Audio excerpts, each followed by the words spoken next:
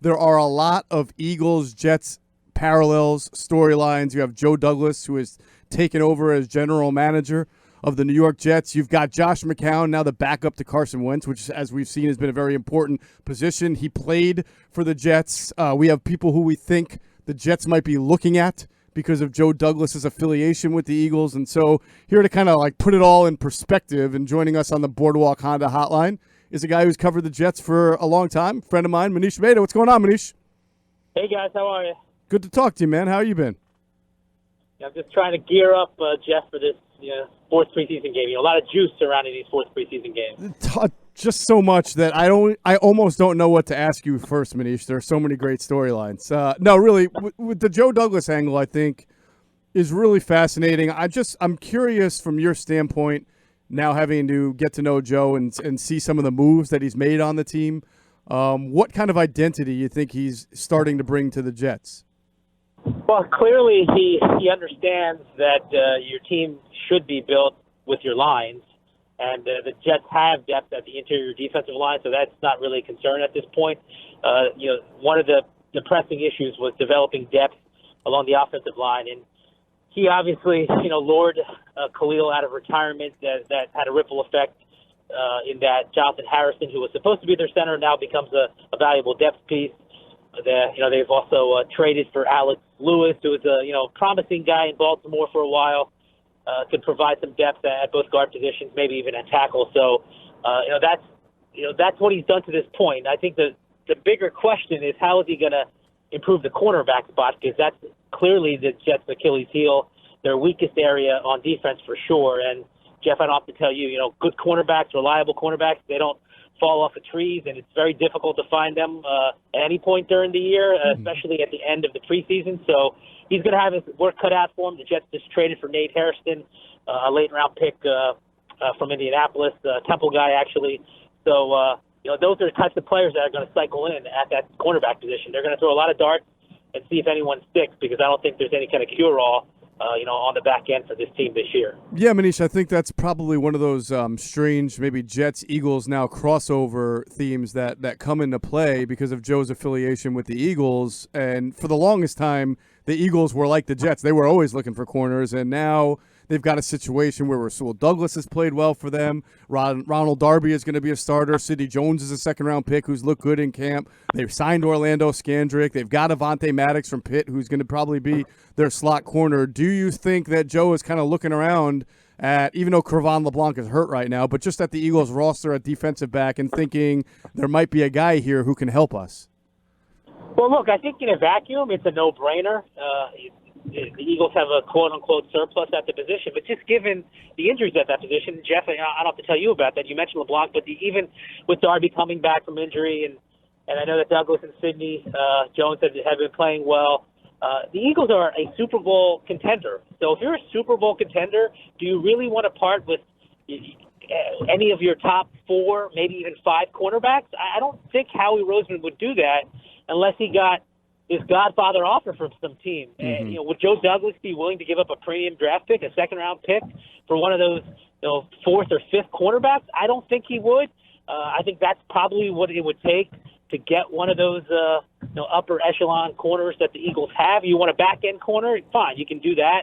But, given some of the injuries that the Eagles have had in this offseason, and given the fact that the Eagles are positioned to be a Super Bowl team, and to be certainly one of the better teams in the NFC, I don't know if you're Howie Roseman, if it makes much sense to part with such a valuable position. Yeah, no, I would agree. I think maybe the only guy that stands out as someone who the Eagles would keep for the depth that you talk about, but also maybe willing to part ways with because if they can get any kind of value in a deal, would be Orlando Scandrick. And that's because at this stage of his career, he's probably best in the slot, and it looks like Avonte Maddox has that nailed down pretty well. And then they use Malcolm Jenkins as a slot corner in certain packages anyway. So it's hard to see what kind if Orlando were to make the team, how much of a role he would really play. Do you think he's someone who could help the Jets?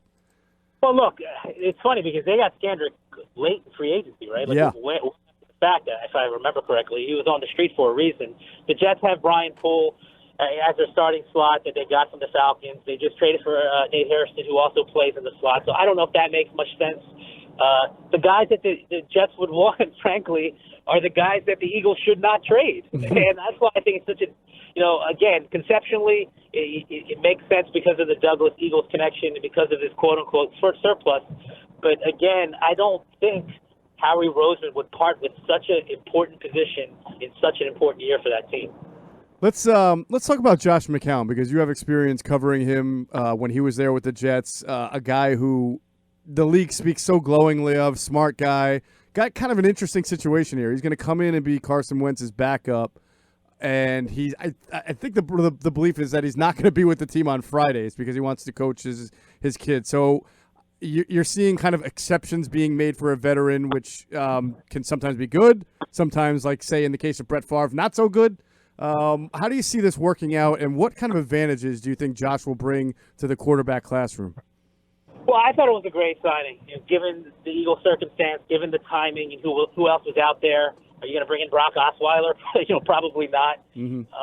If you need to win a game, if you're Doug Peterson, you need to win 1, 2, maybe 3 games.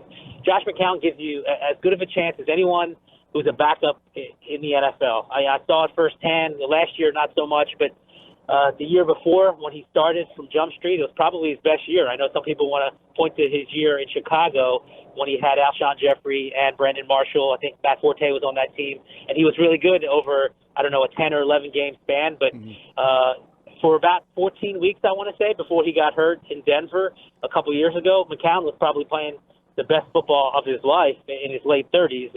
He's an extremely selfless player and person. He will be an extreme resource for Carson Wentz. I saw it firsthand with Sam Darnold and some of the other young quarterbacks who didn't make it on the Jets. He's a natural leader. There's a reason why he's stuck around. He's got the intangibles, but he's also a player who can win a game for you. Maybe win 2, maybe win 3, maybe come in relief in the second half and win if Carson goes down for whatever reason. And that's what the Eagles need. No disrespect to Sudfeld or anybody else that they had cycle through over the last couple of years, outside of Nick Foles, of course. But, for where the Eagles are and for where Josh McCown is and what he can do, I think he is the ideal backup quarterback for this year for this team. I thought it was a really good move by Howie Roseman. Speaking of Sam Darnold, what has his evolution been like in your eyes from last year to this year? He's got some more talent around him. Le'Veon Bell added to the team. It's year 2. That's usually the year that people view, okay, freshman year, sophomore year, where's the quarterback in their second year? So tell us a little bit about Sam Darnold in year 2. I think he's going to make a significant jump. I can't promise that he's going to make a Carson Wentz-like significant jump from year 1 to year 2. So I'm not going to say that through 10 or 11 weeks that Sam Darnold's going to be an MVP candidate like Carson was.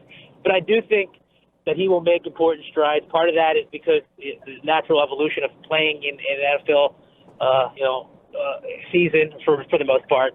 He missed some time last year, but getting that experience under his belt is helpful. Clearly, getting a player like Le'Veon Bell, the best player he's ever played with in his life, to be on his side is a plus.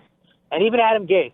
Adam Gase, you can say what you want about some of his personality quirks and such, and things that we've seen publicly, but from a strictly offensive play caller perspective, he's an extremely smart guy. And I know that wasn't really reflective in Miami, but I think that was more a result of the lack of quality play he had at the quarterback position more than anything else. And I'm not going to say that the 2019 Jets are going to be what the Broncos were with Adam Gase and Peyton Manning and Eric Decker, Demaryius Thomas. I'm not saying that at all because I don't think that's the case.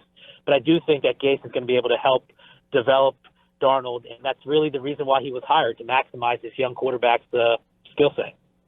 I'd be remiss if I didn't ask you about Le'Veon Bell, because I know a lot of people, whether they're just football fans or fantasy football fans, everybody wants to know, what version of Le'Veon Bell are we going to get this year? What have been your impressions of Le'Veon Bell so far? Well, he's in tremendous shape. Now, he has not played in the preseason, obviously won't play tonight, so we won't get a true look until the Bills play the Jets in week 1. I think that Adam Gase will utilize Le'Veon Bell differently than how he was utilized in Pittsburgh. That's to say that I don't believe you're going to see a 400-touch-plus season from him. I think you're going to see him in the slot. I think you'll see him lined up outside the numbers as a receiver. They're going to use him in a variety of ways it's interesting because Adam Gase's offenses are typically share the wealth. I don't know if there's going to be one dominant statistical guy on that offense, whether it's Bell or Crowder, Quincy Enunwa, Robbie Anderson, Chris Herndon when he comes back from suspension. I think you'll see a lot of guys kind of have similar numbers, and that includes Le'Veon Bell. So it's not going to be a Le'Veon Bell-centric offense, but he's clearly a dynamic piece that Gase can use to his advantage.